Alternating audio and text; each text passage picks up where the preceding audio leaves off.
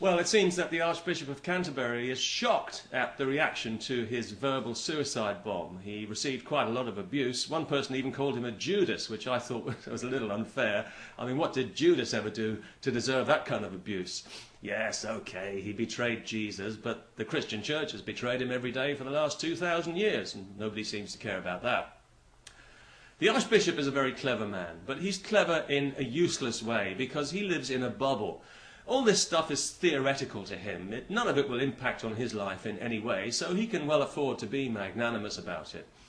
Personally, I don't think it will affect his credibility because I don't think he ever had any in the first place, but I think his words are important because they're symptomatic of a wider malaise in British society. Whenever there's a clash between Islamic culture and the indigenous culture here in Britain, yes, I did use the word indigenous as opposed to Islamic, i.e. alien and foreign, just thought I'd clear that one up. Whenever they clash, the indigenous culture is always presumed to be in the wrong, in the interests of community cohesion, of course. For example, polygamy is illegal in Britain, but Muslim polygamists not only get away with it, they now also receive extra state benefits for their extra wives. Hate speech is banned in Britain for everyone except extremist Muslim imams who are free to preach hatred against Jews and homosexuals because if we required them to obey the law, well, they might be offended. I would say that we ought to be ashamed of ourselves, but of course we already are, which is why all this is happening. Now, Western society has its faults, as we all know, and as the Islamists themselves never tire of pointing out. But personally speaking, they're faults that I can live with. Islam, on the other hand, has faults that I can't live with and I won't live with under any circumstances, and a lot of people in this country feel exactly the same way. The reason that we don't want any aspect of Sharia law in our society is because it's a manifestation of clerical fascism, and because it favours men over women, which makes it a violation of civilised democratic values. And the reaction that the Archbishop received, which obviously did affect him, which just goes to show what a bubble he really does live in, and it also explains why so many Muslims were puzzled by his remarks, but the reaction is an illustration of the anger that people feel at not being allowed to express an honest opinion about Islam in our society, because rather than calling things honestly by their name, we're always encouraged to hide behind cowardly euphemisms to avoid offending people who've got nothing to be offended about. Just last week, for example, we were issued with special politically correct guidelines about how we should refer to Islamic terrorism lest we give the false impression that it's got anything to do with Islam. We're talking about terrorism carried out in the name of Islam by Muslims and justified using their holy scripture, but apparently it's got nothing to do with Islam. Well, I'm sorry, but just because every Muslim doesn't support it doesn't mean it's not Islamic. People say you can't judge Islam by its followers, but that's like saying you can't judge a football team by its results. Islam is its followers. Because there's no central authority, the Quran is open to interpretation by men who, being human, will always interpret to suit their own cultural prejudices. So Islam is its followers. It's a representation of how they interpret their holy book, and therefore the only way it can be judged is by their behaviour.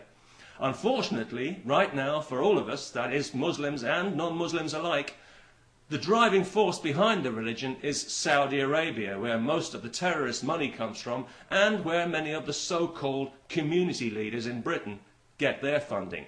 And this particular brand of Islam preaches intolerance, hatred and righteous bloodlust to children.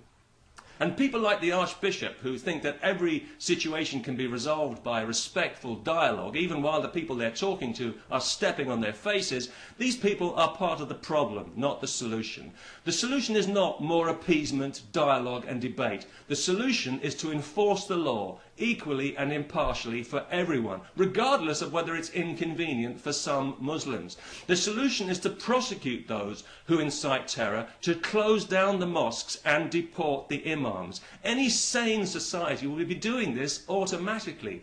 We need to stop treating Islam like a special needs case. If I were a Muslim, I'd be insulted by it. The police should stop consulting with these so-called community leaders before raiding premises or making arrests. They should stop pussyfooting around in mosques. If a criminal is yet hiding in there, go in and get him out. There should be no more pandering to Muslim sensibilities in the public arena. No footbaths in public washrooms. No separate days for swimming where nobody else is allowed. No special job conditions that don't apply to others. And nobody should be allowed to teach children or appear in court while wearing a ridiculous mask.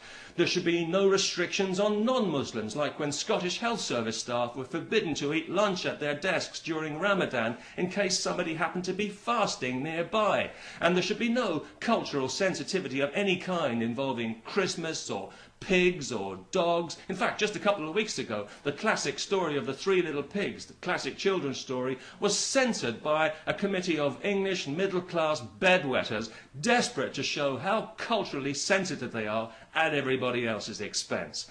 And it's a classic story. We all know the story, I'm sure, the Three Little Pigs. They're building their houses, aren't they? One of brick, one of wood, and with a naivety that would embarrass even a Dhimmi archbishop, one of straw. And we all know what happens. The big bad wolf comes along and blows down the first two houses, but he can't blow down the brick one, so he flies an aeroplane into it and blames the Jews. Isn't that it? No? Gosh, you know, it's so long since I read that story, I guess I'll have to go back and read it again. That's if I can find a copy that hasn't been pulped in the interests of community cohesion.